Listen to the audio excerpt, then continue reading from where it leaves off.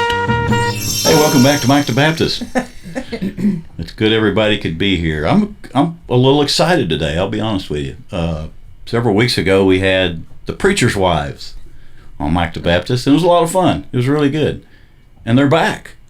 The preacher's wives are back. We'll see how it goes this time. Well, yeah. I can see how it's going this time.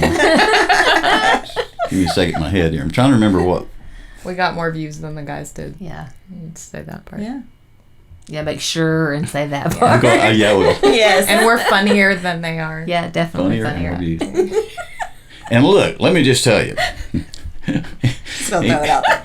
In case, okay, look, in all honesty, I did not have the video recording the first time we started, so we've restarted, and I'm trying to remember what I said because it was important.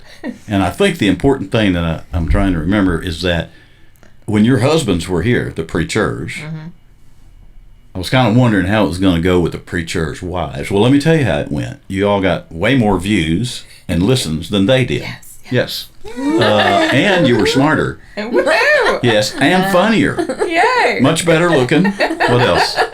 Is that that sounds good. that's all of it? Yeah, you're sounding good. Great. Yeah. No, it was a lot of fun, and I'm glad you're back because if you don't do stuff like this much, it's a little awkward. So now that we've done it a couple times, it's no big deal. We're just going to settle in and have a talk. Sounds good. Yeah. Okay, good. So welcome back to Sarah Riccardi, Hello. the wife of Jason Riccardi. Yeah. Do you get tired of people introducing you and saying it's so-and-so's wife? How am I supposed to answer that question? I don't know. It doesn't matter. Yeah, it's always, because they recognize him, right? Yes. So they'll be like, oh yeah, you're his wife. Well, this is Sarah Riccardi, Yeah. period. And I'm glad you're back. End of statement. Yes, I'm glad you're back. Sarah's Thank you. very intelligent Thank you. and funny, I do have a et cetera, funny et story cetera. about that. I beg your pardon? You do? I do have a funny story about that. About the intelligence? No, being introduced of, Yeah. Somebody's wife. we're Yeah. usually you're Michael's wife. Right. Well, speaking of that, Right. welcome to Janet Kuntz. She's Yeah. back. Thanks. She's just Janet Kuntz, It's just me. She's Kuntsy. correct? Yeah. Yep. She's Kuntsy. Yeah. To us, to those who love her. Yeah. Yeah, and I got to say this again, which you've heard this and heard this. I've been working on people that we all know and that know you to call you Kuntsy. I think it's a good nickname. I don't know if you like it or I not, think but some are just going to stick with my name, though. I think they are. Some people are a little uncomfortable And with that's that. fine. It is my job to pick on people. Hey, So I'm going to do my job. And there's a lot of times if you don't get picked on, you Right. don't love them. that is true. I've heard But I've that. always, Yeah. yeah. I've heard that before too. Yep. You had a funny story about not being introduced without like your husband's name or something. We've actually had it reversed because when I worked at UT, we would have dinners and things that Michael would get to come with me to. Oh. So he was introduced as my husband. Oh. Fun. How did he handle that? The table got turned. He was fine with it. Did he like lean back and say, "Preacher"? No, He didn't do that. most of everybody there in the work circle knew he was a pastor, but Gotcha. Yeah. so Well, the tables had been turned. I'm glad you're here Yeah. without him, just by yourself. Because he would not fit on the Preacher's Wives episode exactly. No. No, Yeah. H said they were thinking about sitting in and being our audience, and I was like, no. No. But, yeah, we keep Not having that unless we need to do conversation yours back and first. forth. Yeah. Well, that's what I think they're afraid of. is Exactly. that if they do They're that, afraid they're of. going to get it back in return. So, Yep. and by the way, we're trying to get your grandkids to call you Kuntsy. Yes. So That would be catchy. yeah, we're trying. But she doesn't have grandkids yet, so let's be And clear about that. that's, yeah, Exactly. I'm not even thinking Yeah. about. Kuntsy right now is just Long time a now. young person's nickname. Yes. That's right. Yep, That's has right. nothing 'Cause to her do with son- grand anything. Yeah. It's his birthday It's this his birthday week. this week. Oh, so well, he's just shout now out. turning 20. So, Yeah. So we're Shout not out. ready happy for all birthday, that. TJ. In, Happy birthday, TJ. In New Mexico. Yes, He's in New Mexico and in the military. yes. Cannon Air Force Base. Salute Yep. to him. Yep. For being involved in that. Pretty important stuff. So He's having fun with it. good. Okay. Susan Jones is also back. I am. Good to have you back. Thank you. Good to be here. You came through Nashville traffic. I did. Have we talked about this before? I did. It seems like it's familiar. So Deja vu. Echo. I've been living here 31 years, and they've been working on the same stretch of road for 31 years Yep. on the north side of Nashville, Tennessee. And if you visit Nashville, Tennessee, if you're listening to this and you're not from here, you know what we're talking about because you would have had to deal with that if you came in for the touristy things. Which, you know, is funny. People have come out here to visit me before and asked, well, have you been to so-and-so? No. Right. Yeah. So what about that? No. When you live here, you don't do it. No. No, in fact, I have a cousin who he took people on the Opryland Hotel, you know, which is fascinating. It's just such we a do that a big, lot. nice building. But he took people through that so many times. He got to where when you went with him, he was almost running through there.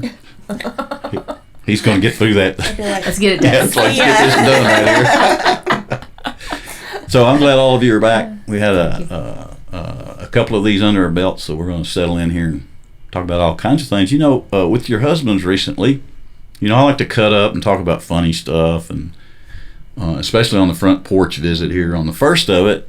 But we talked with them recently about things that they got from their grandparents. And it was a really good conversation. I heard some really good things about that. And I think, Susan, you might have suggested that we do that. Yeah. Yeah. Yeah. I thought it was good to hear their stories. Yes, because I was wanting to talk about disastrous cooking episodes. And you said, Well, we have what those if we too." talked about grandparents? So, Let's not tell what a bad cook I am. we That's might- already been shared on a previous broadcast by my husband. raw chicken and tears and Yeah. all It was that. lovely. Such a memory. Yes. Well, he's such a lovely, Yes. compassionate man. Yes, so. he is. Yes. But, so let's talk about that with you all, because it's real neat when you get to thinking about your grandparents. It's real neat what you start thinking about. And one of the things I was thinking about with them, which brought the whole thing up, was I was curious to know what trait from your grandparents that you either wish you have or think you have, and you can expound on your grandparents a little bit. It's your grandparents. So, by the way, I had told Kuntz, because he did not have a lot of grandparent experience, that I would be his faux grandpa. Yep. Did I say this? I've heard this that. all feels like deja vu. Yeah. I've heard that. But anyway, so offer's still there. So let's talk about your grandparents and what you got from them, or you hope you got from them. Okay. Kuntz? Am I going first? Yeah, you look like you're ready. All right, let's get this done. Okay. Let's get this done. I was actually blessed, and I had, grandmothers on both sides, my dad's side and my mother's side, and then I had my grandfather on my mom's side, and we called them Mama and Papa, and it was just they wanted to teach their grandkids hard work. Hard work pays off. And so that's always, they were very loving. You really always had a lot, but when you were over, you were the center of attention. I mean, especially if all the grandkids was over. It was just like, and she was always trying to figure out ways to get us all to spend the night. So, I'm like, you didn't turn that down. But they wanted to make sure we knew to work hard and respect everybody. And then on my dad's side, I always called her Granny, but I never knew my grandpa on my dad's side. He kind of disappeared at some point when my dad was little, and we never knew what happened to him. So, but she never remarried or anything to that. So she taught me how to be a strong, independent woman. She gave that as an example because. Even in that time frame, she grew up. I mean, she had a life without a husband. So, Was this in the country? Were they in the country? Country mountain area. We grew up in North Carolina, so towards the foothills of the mountains. But yeah, That's a pretty state. it is. I like that state. A little partial to it. So you think that you wound up being the strength? You kind of think back to that. I think so. No, my husband will tell me I'll get the stubbornness from it too. So Isn't it funny how a lot of people get I'll tell him. strength from the grandma? Isn't it funny? Interesting. So Is that it? that's it. Okay.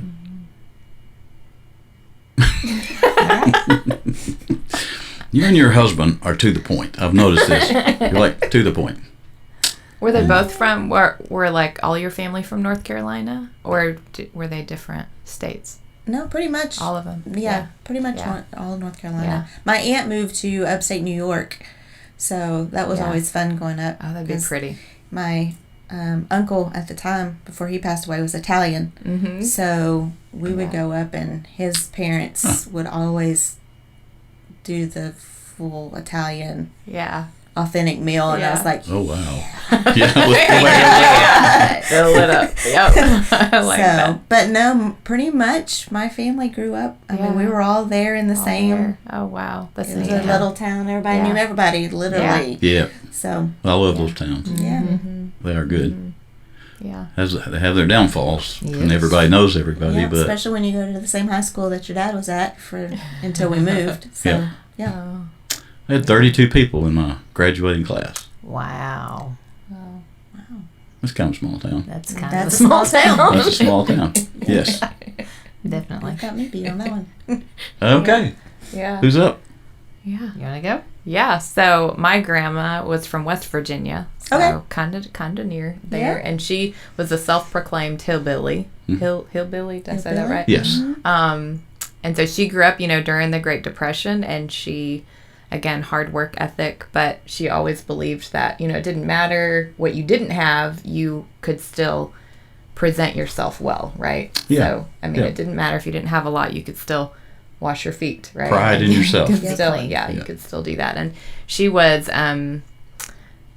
probably... So she was raised by her grandmother, so she always felt unwanted because she was a child out of wedlock, right? And so back then, so she always felt that way, and she kind of carried that with her throughout her whole life. You would see that her first husband, my biological grandfather, had another family, so left her. So, you just see this pattern of that. But I share that to say that what it did for me was it reminded me how important it is to let people know of their worth, right? Because they don't know their worth a lot of times because life can be icky. She loved Jesus and she shared that and passed that down, but she always had that kind of thing hanging over her of just questioning her worth. So it really became a catalyst for me to do what I do now, which is kind of cool to think about that. And then my biological grandfather actually was an entrepreneur too, and so that passed down to me just that You have that. Yeah. strength, just that different mindset.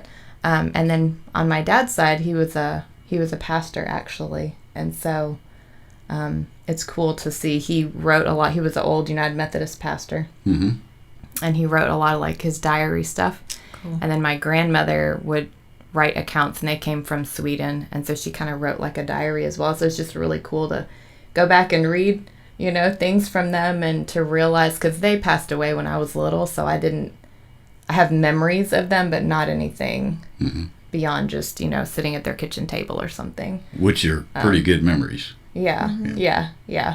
But nothing beyond that, but to be able to kind of see into their thoughts and the things that we talk about here, just in terms of being pastors' wives. It's just cool to hear that years ago, the same type of things that they were talking about. And it's just neat to think about that, because growing up, I never would have thought I would have been a pastor's wife. So to see the kind of the legacy, I guess, Yeah, of that's being really in the neat. ministry is kind of fun.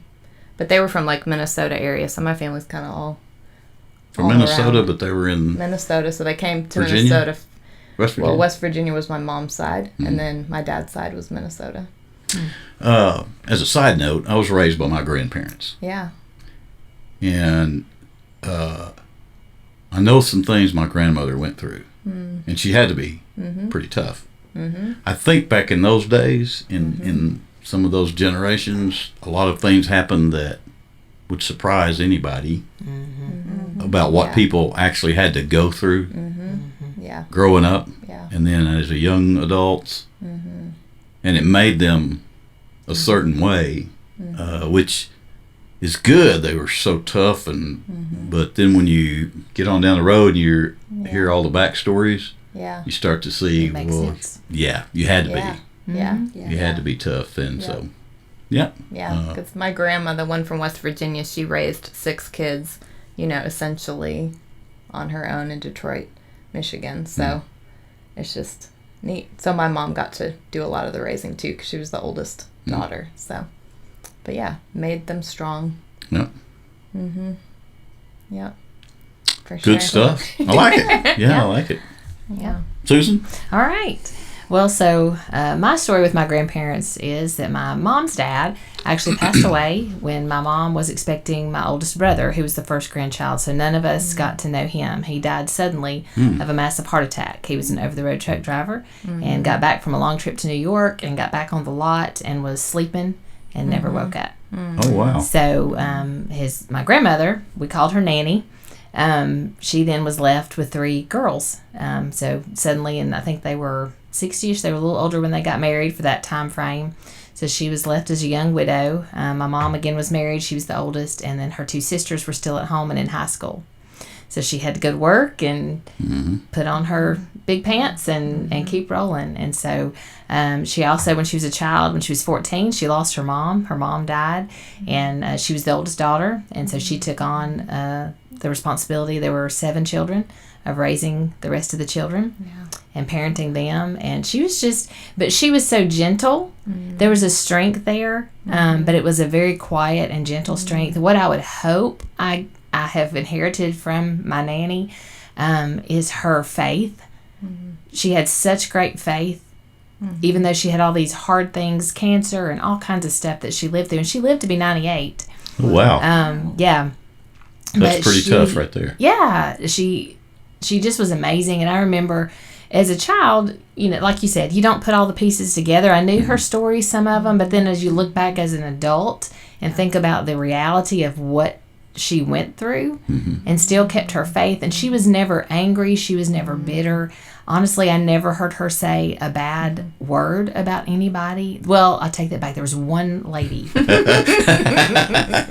that she was a pill. I have to cut her some grace on this. And the lady would call her every day. And she was just a mean lady. And I think that's why my grandmother would get very frustrated with her. That was the only person I would say her name, but there's relatives probably still out there. Yeah, you might not. And like it's an unusual name, so everybody from home, which is in North Carolina, would know.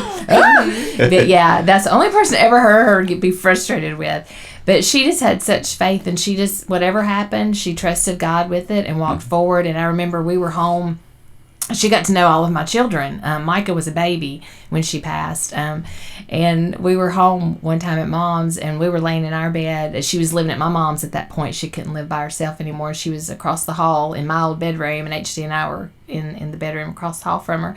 And she prayed out loud at night. Oh, wow. And we got to hear her say her When she was prayers. going to bed and all. Yeah. Wow. And she was in there by herself. Mom had already helped put her in the bed, and her mind was fine. Her body, she just couldn't walk, had terrible arthritis, and her legs didn't function well. And we got to hear her in there praying, and she prayed for every one of her children, every one of her son-in-laws, and every grandchild. And great-grandchild at that point, which were my children. And we got to hear her pray aloud that time when we were home. And that was just the coolest thing. And I even got to speak at her funeral. And, one of my biggest memories of Nanny was, I said, what I noticed, she wasn't bold in her faith. She wasn't loud about her faith. She was just consistent. And she was solid. And you knew she prayed. And I said, when I went to her house, what I began to notice as I started growing up was that every time I went there, her Bible was somewhere different. It was open. So she and was it was using marked, it. but it moved. And that's what I remember and cherish about Nanny, that I knew she didn't sit down in front of me and read it, or, we'd had conversations about the Lord, but she wasn't like evangelizing me. But I just happened to watch the way she lived her life and what she did. And I'm not as genteel as my grandmother was, and I know that. I wish kind of see that a little bit once in a while. I have a lot of my dad in me. It's just a little edge. There's a lot of edge that comes through there, but my grandmother, just her strength of her faith was awesome. And then my dad's parents, his mom actually was buried on my 4th birthday, so I really have very faint memories of her, very, very faint memories, and she was sick for a while. But my granddad, my dad's dad lived until he was 91. Wow. And I was actually a freshman in college when he passed away. Wow. And loved him dearly. He was not the kind of granddad that would get in the floor and play with the grandkids, that kind of thing. He was a businessman, but again, he was strong in his faith. He was in church every Sunday. You knew where he stood. So I treasure that history in my grandparents, and I hope they did pass that on to me, that I will live that out in front of my grandchildren. They'll notice that my Bible moves Yeah, in that, my house. that line is really going to stick with me. That Yeah. Bible moved. Yeah. That's pretty interesting. Yeah. What did y'all call all of your grandparents? I had a nanny and a pawpaw that Nanny were and living. pawpaw. Nanny and pawpaw. And yours was Mama and Papa Mama and Papa and Mom. Granny. and Granny. Everybody's got one granny, it seems. You I did not have a granny. didn't have a granny? I had a No, mama and a yeah. nanny and a pawpaw and I was really boring. It was grandma and grandpa. What's wrong with that? That's what I wanted to call me, Nothing wrong with Grandpa. Yeah, that was it. Yeah. Neat. Yep. I didn't know there were options Oh, you- until I got older, and then I was like, wow, okay. You can choose something else, like Yeah. Kunti or Right. Something else, yeah. Or honey. I love honey. Tracy's. You know, Uh-huh. what I call my grandma and grandpa? What? Mama and Daddy. There you go. yeah, exactly. There you go. Yeah, that's what they were. Yep. Yeah. Yeah. So, but then I had great grandparents, and it was Mama Lola and Lige. Mhm. Yeah. Kind of. Yeah. Anyway, Now we called, Interesting. so for my girls, my grandmother was Gigi. That was her nickname because we helped take care of her for a little bit. So she had a cute nickname, but yeah. yeah, these are really moving stories. I like these. These are they're not Yeah. cut up funny stuff. But you know, in listening and But listening to they're the good. guys tell it and us tell our story Yeah. about our grandparents, being a grandparent now and you're a grandparent. Yeah, this you can see a whole lot. Yeah, Yeah, I'm just you can like- see things different. all of a Yeah, sudden. I want my grandkids to have those stories about me, and Yes. it reminds me, like today when I was with some of my grandkids, thinking, you know, what memory am I creating today that one day they'll say, "Hey, Grammy came to see us, and we went and did such and such," or "She told me this," or "We I'll did just that." tell you, I don't know if you've noticed it yet, but I noticed early on that those grandkids paying really close attention. Oh yeah. I mean, so things you do, I mean, they bring them up down the road, and you're going like, I didn't know you even knew about that. And so they're paying a lot of Yes, lot they of do. attention. But yeah, that's worth its weight in gold right Yep. there. I like it. Yep. Which is why I plant some really funny things once in a while, so To that they come come up back. Yeah. They'll remember.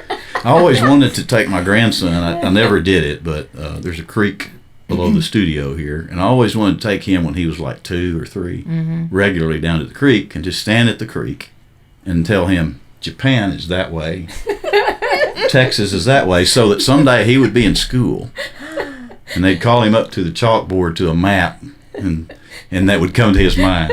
Japan is that way, Texas that way. I never did that. But, my grandson is kind of unique, and he's flipped more tricks on me than he ever thought about. Oh, imagine that. Yeah. Flipping on Somebody him. taught him. Good talk. That was quite nice. And next episode we'll do something funny and silly. Okay. So, but that's good. Yeah, you. I guess you hope that you get some traits out of people that came before you, because they seem to be smarter. And you hope your own grandkids will consider you that way too, which means behave. There you go. Behave yourself. They're watching. Yeah. They are watching. Hey, we're going to take a quick break and come back and talk about some stuff we found in the Bible. Do you listen to or watch Mike the Baptist? Do you wear clothes? If so, we've got some great news. T-shirts and hoodies are now available at MikeTheBaptist.com. Just visit MikeTheBaptist.com, click on the merchandise link, and you'll find high-quality tees, hoodies, and even onesies for the babies in a variety of colors, all with the Mike the Baptist logo and familiar sayings from the program. Mike the Baptist is a true labor of love. No one has to pay to listen or watch the program, but Mike and the crew have to eat. So a portion of each sale of a t-shirt or hoodie goes to Mike's local Kroger, Walmart, or electric utility. It's kind of simple like that. In order to keep the program free, we have to generate a bit of income to pay the bills. When you make a purchase, you're not only doing the world a favor by wearing clothes, you're helping keep the messages of Mike the Baptist on the air. Thanks for helping out, and thanks so much for being involved in spreading the good news. What a great planet. Hey, welcome back. We're about to enter into a talk about some stuff we found in the Bible. And some places in the Bible, I'm just going to be honest with you, we're all friends here.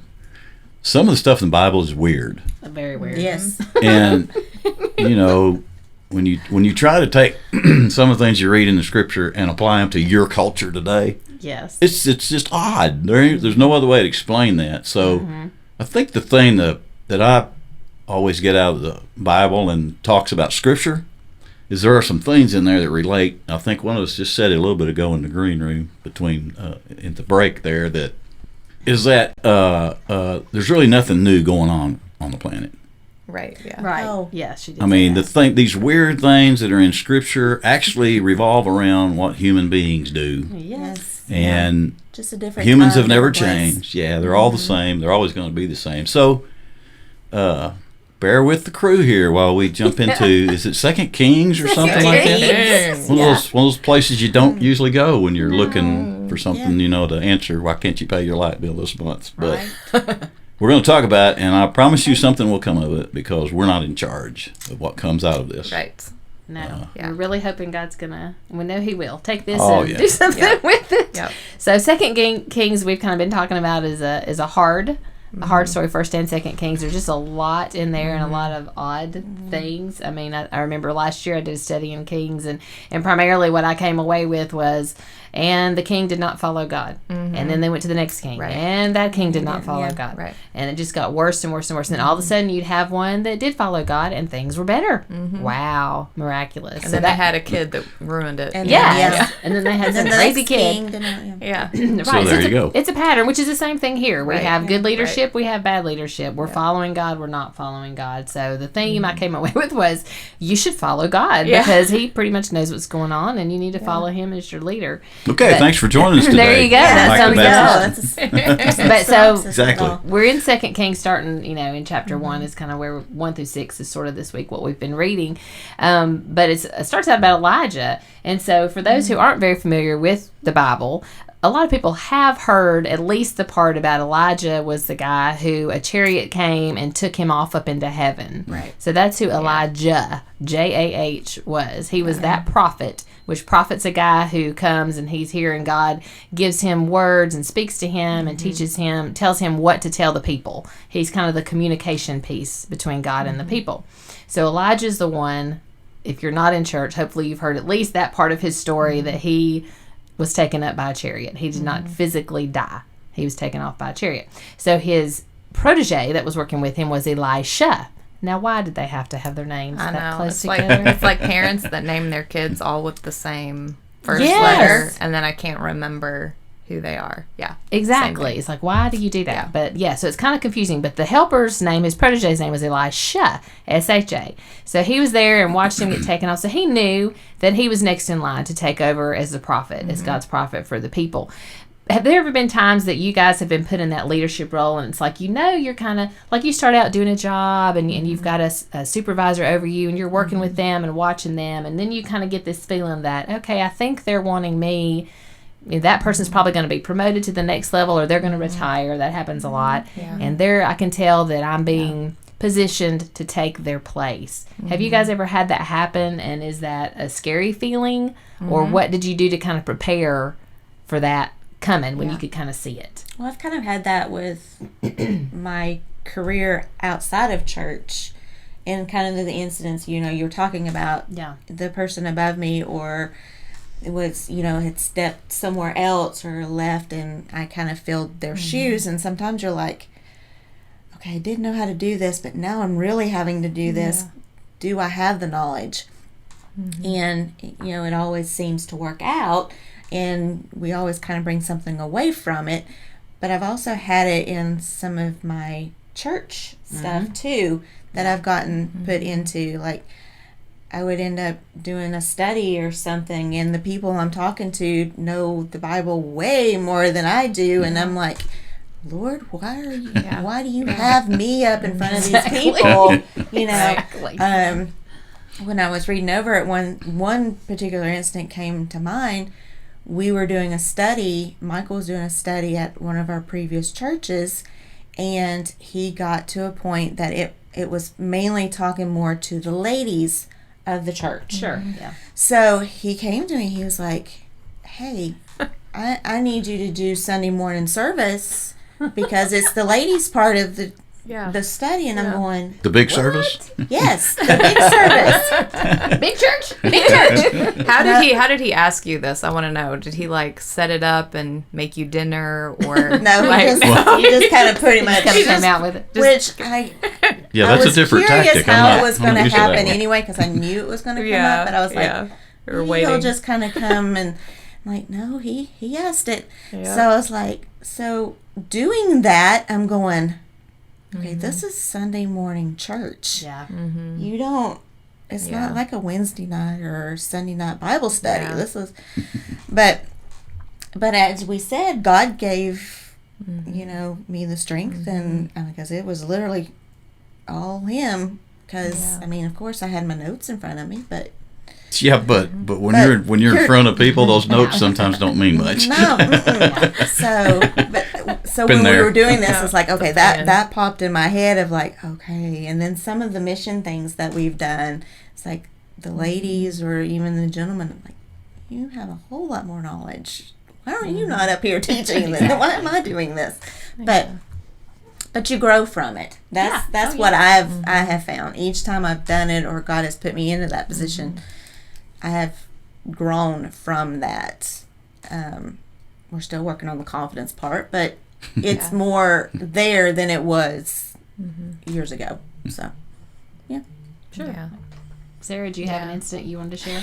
I was thinking about, I don't know how many years ago, but there was a Mother's Day that HD came to me after the service, and he looks at me, he goes, I want you preaching next year. And I was like, awkward laugh. Yeah, I'm like, I see whatever. your laugh, yeah. And then he was serious, and so the next year, And then he really did it. And so he really meant it. And yeah, it was a stretch experience for sure, because Yeah. totally intimidating, especially, I don't know if I can say this out Sure you loud, but can. as a woman sometimes, I think I can say it because it's important to talk about. As a woman in church, sometimes I think sometimes we can struggle with, if I'm the one speaking, is that going to offend Well, sure. somebody else, Sure. right? Like I think Yeah. we can talk about that because that's a Exactly. thing. It is a Yeah. thing. Yep. And so you just have to get past that, right? And know when God calls you to do something and you do it in obedience. Like you Sure. said, your confidence is going to grow. And then people were receptive that I would not have thought would have been. And so I think I was there for that, and I think it Yeah. was excellent. Yeah, you did a great job. Yes. you think, yeah. I Well, think wait I a was minute, let me- there. I think it let was me know. excellent. That was really I'm good. just going to say that because I'm here. Well, I was in my We're gonna make thoughtful her mode. feel good. yeah. But That was good. It was really good. Yes, and it was. I think when people like when we give opportunities for people too, because we're all pastors' wives, right? So, well, not you, but I mean the three of us are. I am not. Let's be clear. Yeah, The three of us are. That's a different so, topic. So a lot of times we can automatically, it's like, oh, well, you lead this, right? Because people assume that we are more confident in doing that, even though that does not mean anything, right? I mean, it really doesn't. But people can assume that. So we're given maybe more leadership opportunities. When we turn around and we hand those to other people, it's super empowering because also, everyone needs to hear different voices, not many voices in their head, but different Why don't you look different at you? voices. I don't know why she looked over here. I get How that long a does lot. medicine Something we last need to for? know. Is I it get that a like lot. couple Don't you? hours? Yes. I'm sorry. Go ahead. It's a good thing because we learn best when we are hearing it from different people, right? So like you stepping in and teaching that portion, I'm sure women were more receptive maybe to it. So I think it's really good when we can do that. But I know a lot of people, when you were asking the question, I was kind of laughing because I'm thinking I feel like in my life anyway, a lot of the time it's just because I'm there, you know what I mean? Like she keeps showing up, so we're gonna give her this. It has nothing to do with Well, you have to be. Skill or Y'all have to be ability. there all She's the in it to time. stay. yeah, in your role, like, so. Yeah, y'all are at a disadvantage from having to be there so much.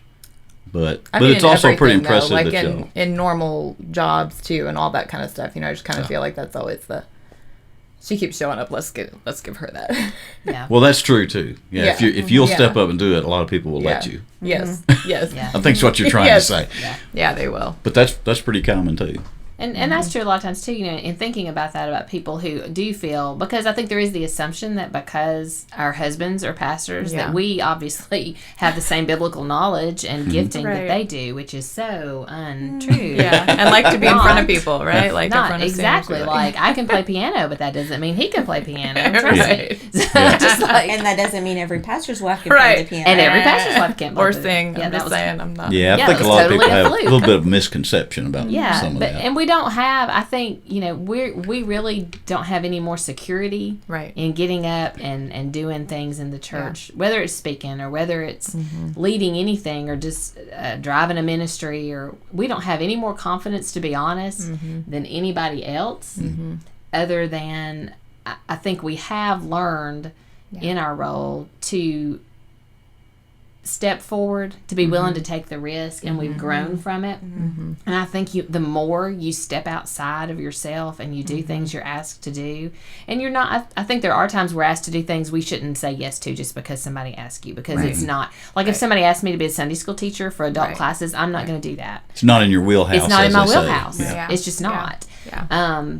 But other things are in my wheelhouse that I can do.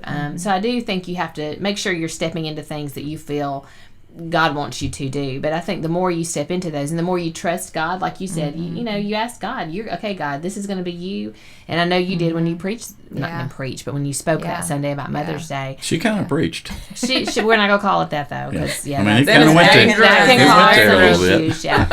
issues, but she did a great job. She brought the word. Yeah. And again, she could speak to that from a perspective as a mom, and HD can't do that, so that's why he did it, because he can't really speak to being a mother, because obviously he's not. I mean, he had a mom, watches me be a mom, but I do think, and I think that's what Elisha did.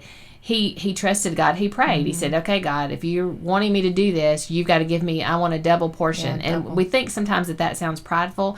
He wasn't asking to be better than Elijah and God, let me, do more than Elijah, but it wasn't from a prideful standpoint. He wanted to do more just because of his heart for God.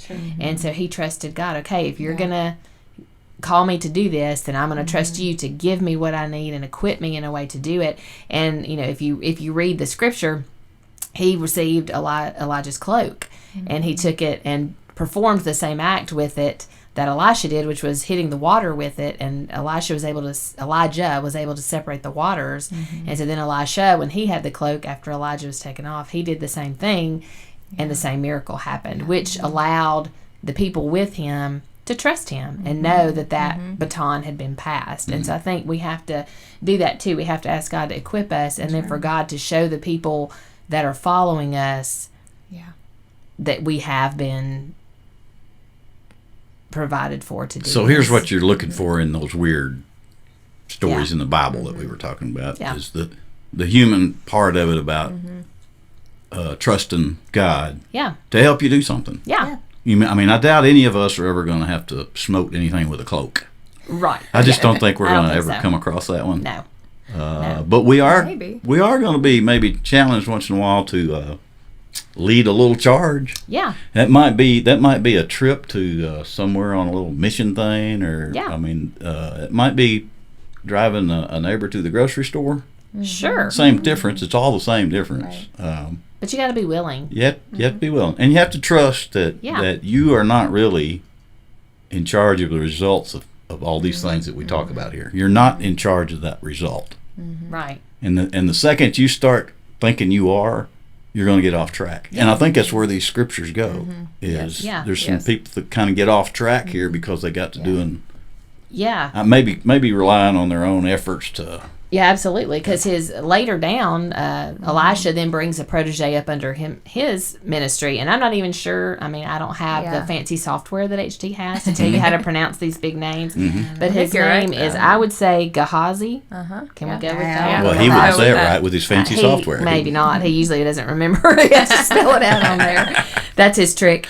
But where Elisha was doing things not for his own self and his own benefit, his protege that he brought up began getting that little bit of self involved in it. And I think that's so dangerous when we do that, when we let ourself and our own desires begin to lead us, because then there's this really bad story where Naaman comes, Naaman was a king, is that correct? He was like the commander of the army for the That's king. right, he wasn't a king, he was a commander. See, Yeah. Who can keep this stuff straight? Yeah, not me. Yeah, but he came to Elisha. He had leprosy, and so they Yeah, sent him to yeah. Elisha to be healed. And so Elisha first told him no, because and then he told him, well, you got to go down to the Jordan and be Yeah. washed 7 times, right? To wash 7 times. yeah. You'll have to help me remember this. Yep. To get rid of the leprosy, and he thought he was too good for that. Oh no, I'm an Yeah, official. yeah. You should go get the water, I guess, There's and better bring water it. And, that He's like, Yeah. yeah, there's better water where I come from. yeah, I don't. Yeah. I'm not going to do that. That's Yeah. beneath me. And so then he ended up doing it, and he was healed of his leprosy. And so he wanted to give gifts, and he was so appreciative. And Elisha was like, "No, I don't want your gifts because I don't want it to be about that. Yeah. Yeah. This is a mercy from the Lord. This is not Right. about what you bring and what you Right. do." And so he went away, and then his little helper Gehazi decided, oh man, we missed out on a bunch of stuff here. What Yeah. are you doing, Elisha? So he Yeah. didn't talk about it to Elisha. He just took off after him, made up this big story about why he needed the plunder from him, and so he willingly gives it to him, some of it to him, and he brings it back. But instead of sharing it or doing anything, he hides it. Why do you think he got so greedy?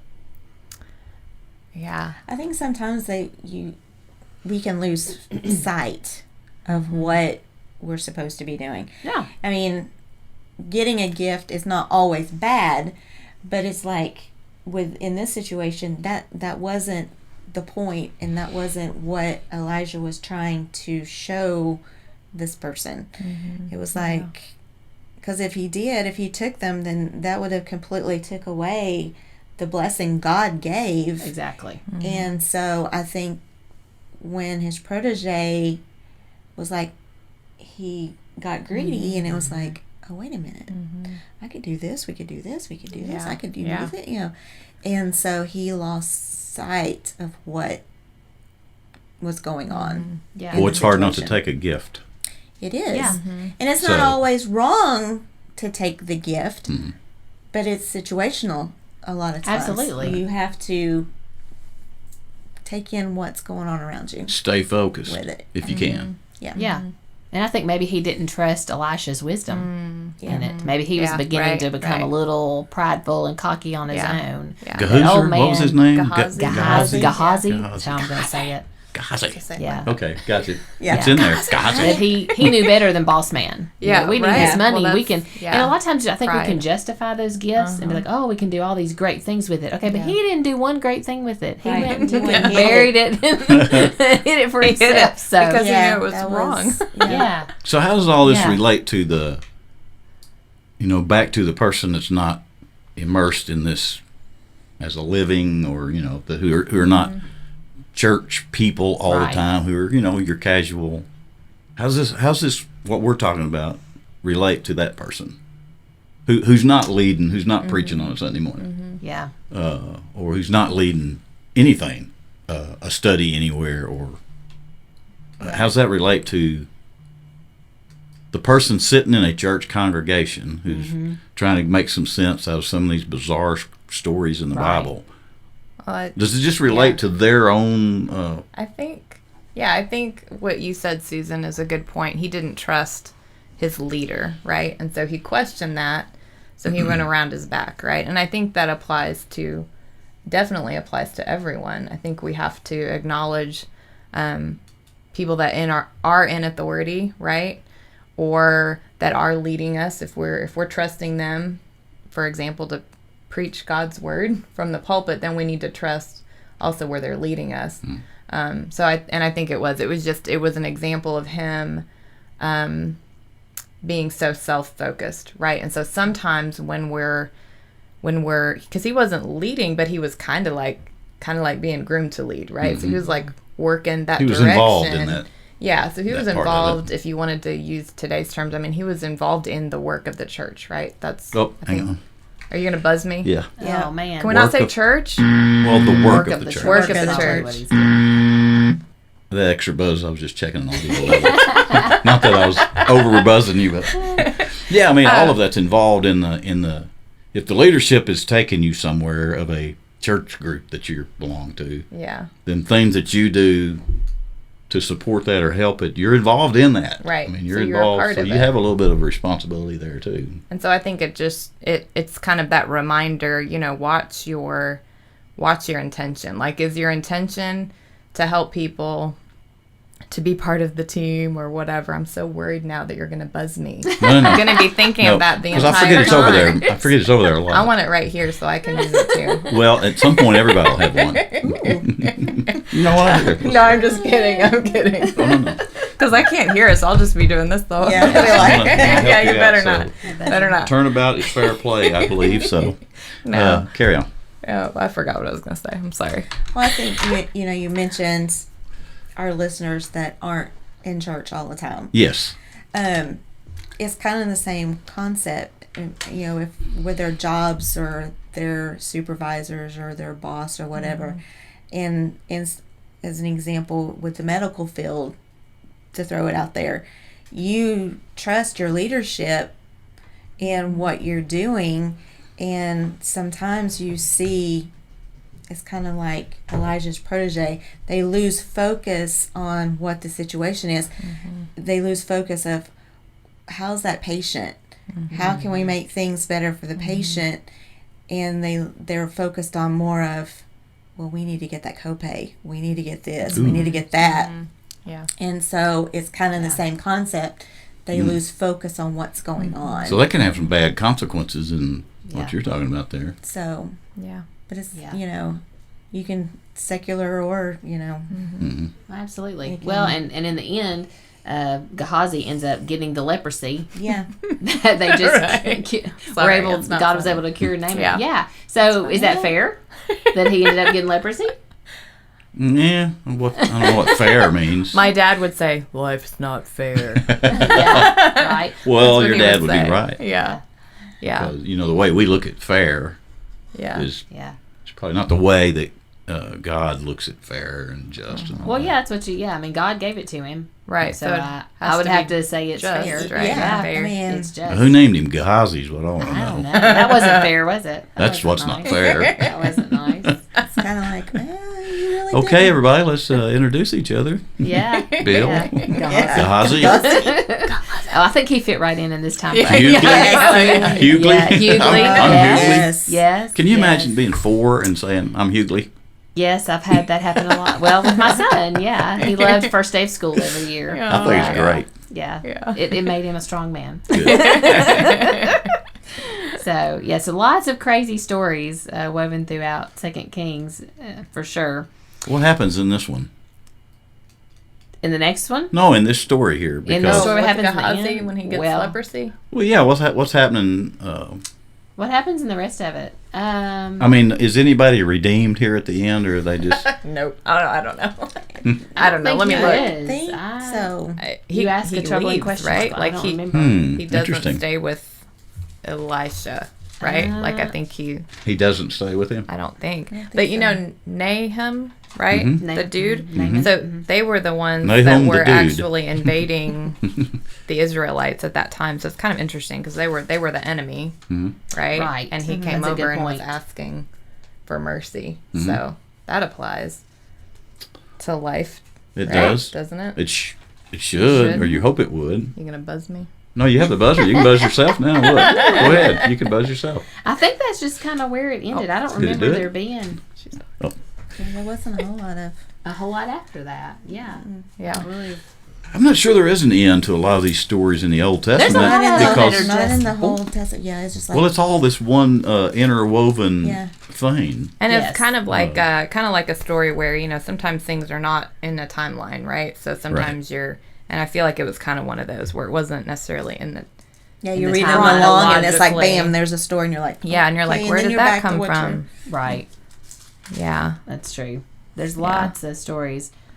Well, there again, yeah, it's okay to say that some of these things seem weird in the Bible. It's okay because Oh. if you can't say that about some of these, if you're always going to try to pretend that none of that's odd, Yeah. then you're going to miss some things. Mm-hmm. You're just going to miss some things. Well, and I think it helps give scripture validity because if somebody just wanted to write a pleasant book Yeah. that made Right. everything make Right. sense and Right. made people Yeah. want to be drawn to it, yeah, Right. they would not put the crazy stuff in there because I mean it shows the sinful nature of man and the really right. wild stuff that our flesh will lead us into. There's the a bunch of consequences of there's a it. bunch in And there. yeah, Yes. yeah. Yes. It's kind of hilarious in a way that the Bible is the way it is with these odd stories Yeah. and these great teachings all mixed in together. So the world that's not familiar with it, it's kind of hilarious how thinking about folks that give the Bible a hard time, Yeah. who don't know what's in there. And it's just great to know that if they take the time to see what's actually in there, then all the other stuff kind of makes sense. It does. Not kind of, follows it in really it. does make Yeah. sense. Yeah. Or if they're sat down and they start reading it, at least it's somewhat entertaining. Yeah. It- Of like, It's- you know, there's some things that are very entertaining. It's Yeah. like, Yeah. oh, It's like, I mean, we've laughed about it. It's better than a soap opera because it's like, Yeah. oh, Yeah. wow. Yes. And then they did what? And then Yeah. she did what with who and how? Yeah. It's crazy. It's yeah. But I think, again, I think it gives validity. Kind of makes soap operas look like Captain Kangaroo. It really does. Yes. But people don't know that. Unless you dig into the word, you don't know all this stuff that is there. It's such a great book. It's a Yeah. good book. It's still the most It is the popular good book, isn't it? Yeah, Yeah, I think yeah. I surely. think so. Yeah. I think so. Well, let me just say that you all did an excellent job of turning that odd scripture into something, Good. which is sometimes the Good. challenge. You know, I feel sorry for the guys that work at, that put together Sunday school literature or Connect, or what they call it. Yeah. I feel sorry for know, some of yeah. those people because, Yeah. if you go to work there at their offices on a Monday morning and you just had a horrible weekend and you're tired and your allergies are up and traffic was bad, and then you go in there and they say, can you do a lesson for Sunday on 2 Kings? Yeah. I just feel sorry for those guys. And so they're doing what we just did right here today. They're saying we got to find some way to, Yeah, do something with Right. it. Yeah. but it came out. So I would say if I were synopsising this, synopsising is not a word, but Just for that's fun. correct. Just for fun. I would you. say don't be afraid to try a leadership role. Yeah. If there's a task and somebody invites you to be a part of it and gives you some responsibility, I would urge anybody to try that. Well, and I'm gonna add on to that as you're saying that. I think a good thing to do too. To do too. That sounds To do too. To do too. This is a show that comes up with new words and I love it. There you go. To do too. Like with Elijah and Elisha was watching Elijah, and Elijah was bringing him with him, and he wouldn't leave his side, and he went with him. And I think, when I was starting to be interested in taking on women's ministry, I went with Riddell Coffin, and I paired with her, and we kind of were a little team, and I watched her, and she taught me and trained me, and nobody better than that. But I think it's good if you are feeling God leading you into something, it gives you a lot more confidence too going in if you walk with somebody that's further down the road or that's doing it currently, and let them teach you and let them train you and watch what they do and learn from them and the mistakes they've made, Yep. so that you don't just jump out there cold turkey. It's just so much better. Yeah. And it's okay to be a little nervous when you do it on your own. It's Yeah. okay. That's Yeah. natural. And we need to mentor people. We say that about Bible school all the time. Where are the 20 and 30-year-old ladies? We need you guys, and men, we need you to come up here and be part of the decorating and the making this stuff, because we're all getting old. So we need to start inviting those young people, and you young people need to step up and start coming Yeah. and being trained to take on this next thing, because we're going to age out. And you know what? Need to be ready. What some of them may not know is it's a lot of fun just hanging around with people. Yeah, it's a Yes. blast. Fellowship, they call it. You could buzz me on that. Isn't that fun? It is It's kind fun. of habit forming, I'm but feeling like there's power here now. good talk. Yeah. It's a good talk. So bow up, as they say back home, All right. and try some stuff. There You go. can't really mess some of this up And I if you remember you're not in charge of the result. Yeah. You Yes. can't mess Yeah. it up. You Yeah, just exactly. be a part of it. That's yeah. right. Yeah, I was just gonna say I think the best leaders often too are the ones that feel inadequate, Oh, right? absolutely. Because that puts you in a position where you are constantly you're just who has known like a overly proud leader, right? Or a boss that just thought they were all that in a bag of chips, and Yep. then you wanted to strangle them, right? Yes. So you don't want that. And so when you feel inadequate, it just keeps you kind of on track. And so don't think, if you are afraid or you're anxious over it or you don't feel like you're good enough, don't think that that's a reason to not do it. Yeah. Yeah. Is that a Good. No, Yeah. that's perfect. A great Perfect. synopsis. Awesome. All right. Hey, let's take a little break, come back and play In Your Outie. This serious Second King stuff is kind of wearing me out. Right. Good job. We'll be back.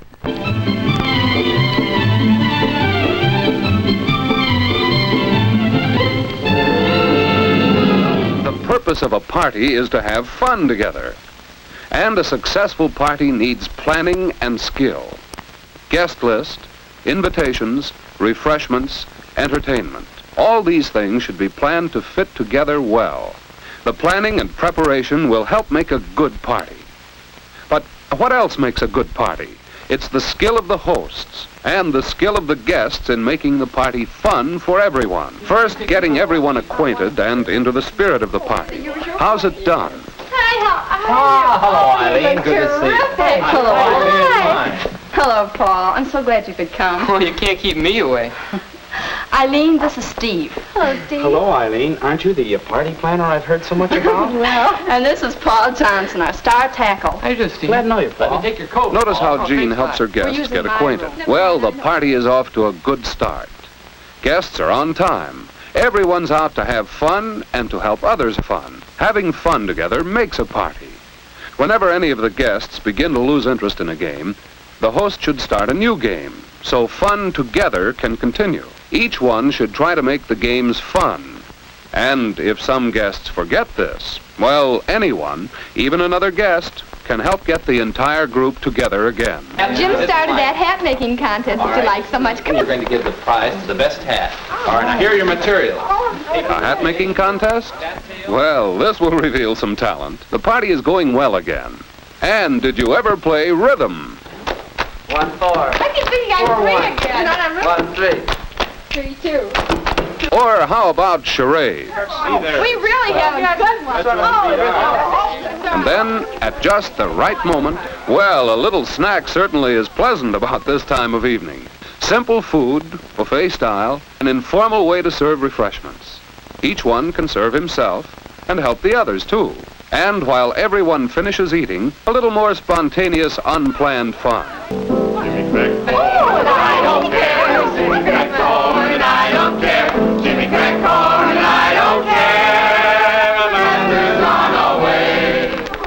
And part of a good party is knowing when to go home. Now, let's think back. What made this party such a good one? If you are going to give a party, plan that party around a purpose. Choose your guests carefully. Plan invitations, plan for refreshments and entertainment.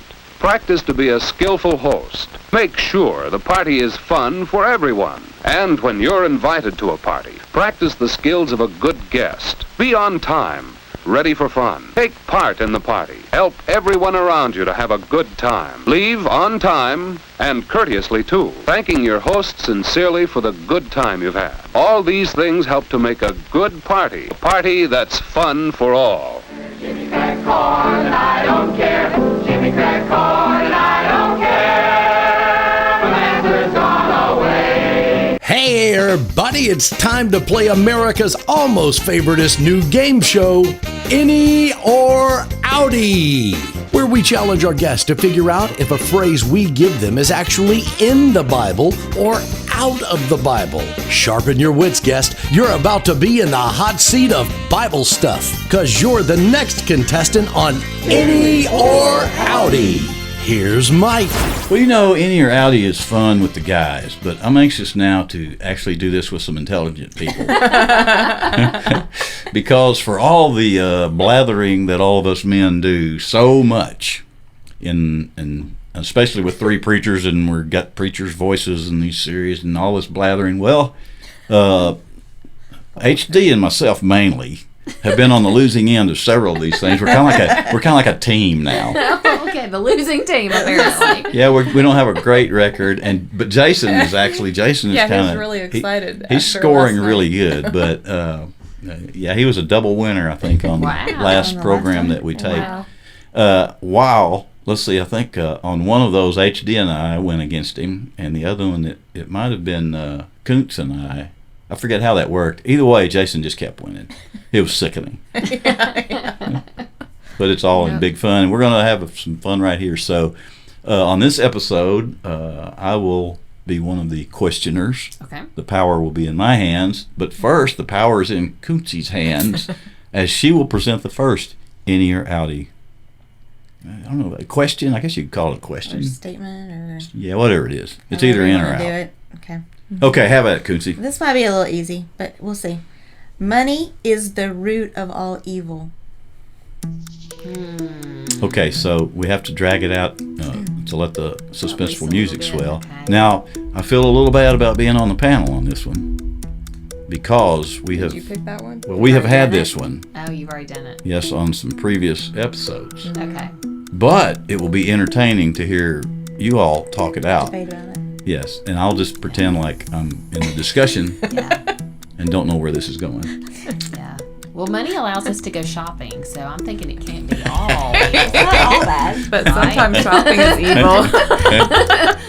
I don't know. Ask my husband if my How did you shopping say trip that? is evil. What exactly was it you said? Money is the root of all evil. Now, I noticed that she emphasized, she put an inflection on root. Root. Yes. I think, personally, having some experience at the innie or outie process, that she's trying to throw you all off by emphasizing that word. You Yeah. think? Yeah. Okay. I think it's just, now her husband does this too. Oh. He will put inflections on certain words and then he'll just look at you real smug. Like you figure that out, baby. Got a poker face on. Yep. So I she may actually be getting a little received a joke as a text the other night. Yes. From a great French buyers about this curse it did. about this verse. Uh-huh. Yeah. It was a joke. I'll have to. Yeah. Is it something you can tell? Yeah. Can you share this? Yeah. Let me look Who it was up. it Give me a from? moment. I'll come back. Well, We'll- I'm not gonna say I guess who it's okay. from, but We'll- I mean they would own up to it. We'll discuss it while you're looking it up. Yeah. Yeah. Sarah, Sarah? give some insight Yes, into it. and I'll find insight. it. The root of all evil. Money can be pretty evil, don't you think? Money, I mean, money can be evil. Can be used for evil things. So she said money is the root. Root. Of I was all waiting for her to put some kinds of emphasis evil on or the all word evil. is. Yeah, all kinds of evil or all evil. Both the same thing. Oh, she's getting the coon's possum look on her face, like I'm not Possum giving you look. much here, because he Yeah, gets how his much little joke? possum From smile. All right, Like, here's I our know joke. something that you Yeah. don't. Here's our joke. Okay. If 666 represents evil, then 25.8069758011278 is the root of all evil. Oh, so I saw that this week. I did. Yes, it was probably the same dear friend that texted in a different text group. I bet it was. Yes, and we didn't respond to it at all. I was like, Yeah, I don't what is respond. that? Yeah. And so then later we got a text that says, "You're welcome." Period. That was it. So that's the fun that goes on in the text life of pastors and pastors' wives. Yeah, that is true. The thrill a minute. So that's what he said. The root of all evil. Is he So- a tall friend? He is a tall friend. A very tall friend. Am I going to maybe started it, I hear was this like, joke wait a It's a minute. tomorrow? really bad sense of humor. Thursday. I'm going to hear this Is he joke. 5'20"? Yes. Okay, that friend. Yeah, I believe he is. 5'20". He's usually on his mower in the yard. So you said, you just simply said money is the root of all evil. Money is the root of all evil. So your question is that phrase, as you is said, that it, phrase in innie or outie? is it an innie or an outie? Can we guess now? I think so. I think we've wasted an appropriate amount of time. All right. Okay. Yeah. I'm gonna say it's an outie. Yeah. Howdy. I will agree with them. Yep. Outie. Yep. 1 Timothy actually says that the love of money is the root of all kinds of evil. Does some translations say is a root of all evil, or is it always the? Oh, I've always Is heard a that. root. I don't know. Yeah. Maybe that was a trick in or outie question that we tried to pull on I somebody. don't know. Yeah. But yes, it's obviously. I mean, obviously it can be Well, used money for can't evil. be evil. Money can't be evil. It's an inanimate object. Right. It's Yeah. paper. But the pursuit of Depends it, on how value. you- Pursuit of it. Yeah. The love Yep. of it. the Yep. want Yeah. of it can be. Yeah. Yeah. Good job, Coonsy. Yeah. Cutesy. You stirred up a good conversation and a joke. We won. You All were. right. We have a winner. A winner for us. Ding, ding, ding. All right. I will take control of the power now. This This is going to be harder. Yeah. Turned Let's take around. it easy on I was us. trying to be nice. Yeah, thank you very much. Thank you. Yeah, mine's. Yeah. I don't mine's know if this super is easy, too. this may be easier than I think, but I just found it interesting.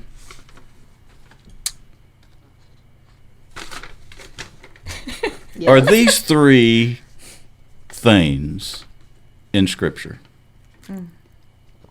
These three phrases. Phrases. Oh, There's three phrases. That's like All three three? innie and outies. Well, not exactly, because, well, I'll explain later. Okay. The fish gate, Okay. the horse gate, Okay. the dung gate. Okay. You may begin your conversation. I'm just curious, are those three exact phrases? Is that a phrase? I It's don't three know why words. I know this, but I Would that be really the dung gate is in there. Yeah, it is. I'm not sure why that's the one I definitely know is in there. Well, see, I would not have brought this up when the men are here because this would never end. I mean, they would be off to the races. The dung gate, It would be I think is really entertaining, though. in there. Yeah. with them. It would be entertaining, but it would just take so long. Yeah, the dung gate and the what? The horse Fish. The and horse fish gate? and the Fish. fish gate. Do the fish need a gate? So that's Does the the one dung I'm need like, a gate? Well, Just no. like- I'm just kidding. Yeah, I'm just thinking they the fish take are in it the out. water, so That was pretty good right there. Does the dung need a gate? Yeah, that's true.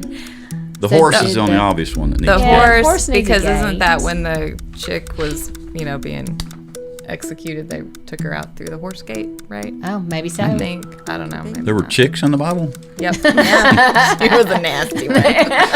There were some bad chicks in the She was a bad grandmother. She was like bad evil grandma. Only chicks can say stuff like that. Yeah, there's some bad chicks in the Bible. Yeah.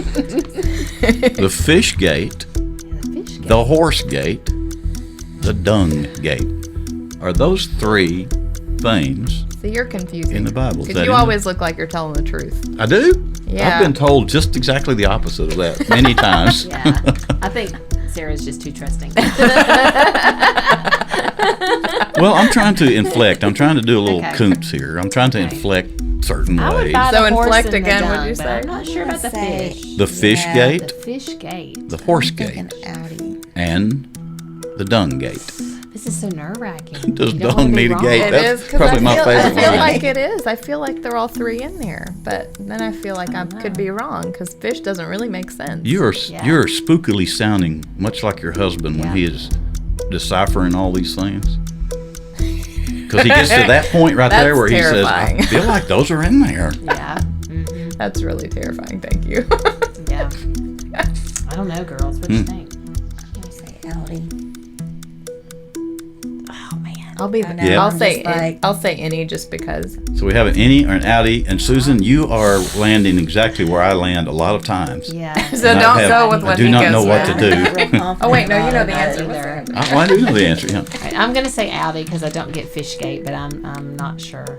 Fishgate sounds like a political scandal.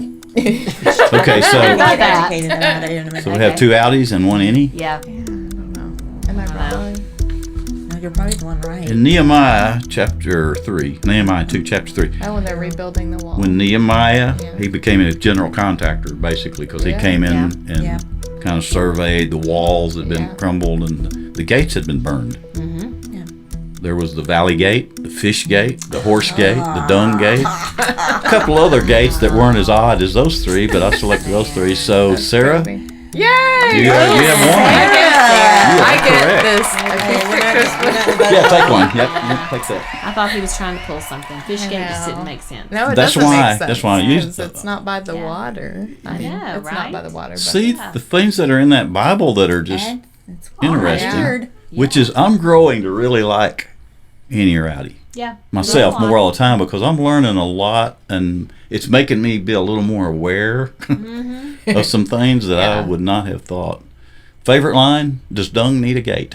I mean, I couldn't have put Can't that beat any that. better. I was like, And somebody it said, was "Do fish something- need a gate?" I said Yeah. the fish need a gate. Like, She was said, does something dung need gonna- a gate? I was thinking it was something gonna, top zombies, but that, Yeah, that yeah, there you go. Yeah. That's- Zombies that's was a pretty good interesting. conversation. Yeah, a couple weeks ago. Okay, you heard it here. Dung gate on Mike the Baptist, America's favorite new most religious program.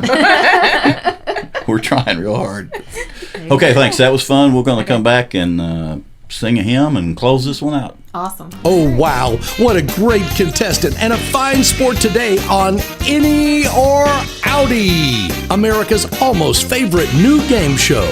Study up, future guest people. You're next in the hot seat for Innie or Outie. All right. So one of the most beloved hymnals of all time in churches is Mike the Baptist hymnal. And a lot of people do not know that, but most churches, if you will kind of go back in the back closets and look, like behind the stage and look under things that are dusty, you'll find the Mike the Baptist hymnal. People don't use them as much now as they did in the 70s, but they're there, and most churches have them. Mm-hmm. So you should ask your church, do you have a copy of Mike the Baptist hymnal? Because on page 84 of the Mike the Baptist hymnal, that's the selection we're doing today. All right, let's do it. And it's another Motown.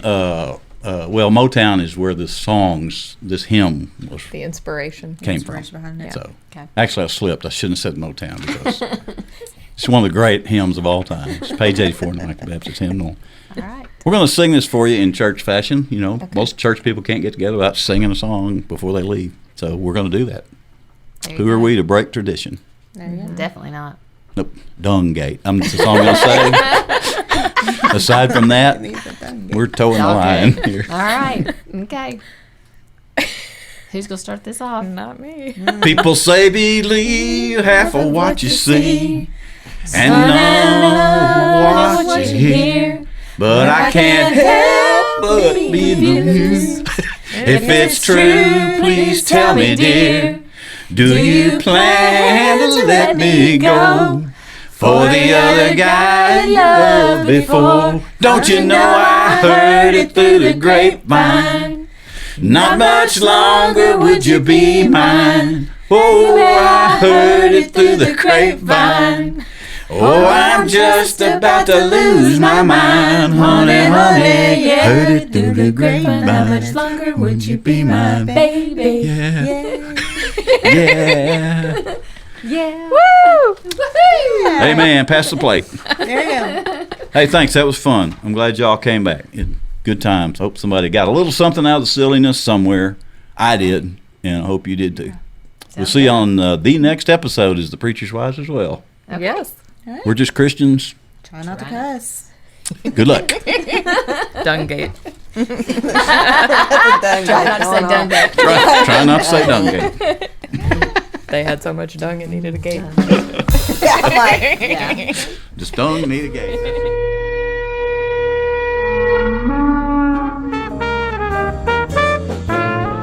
Mike the Baptist.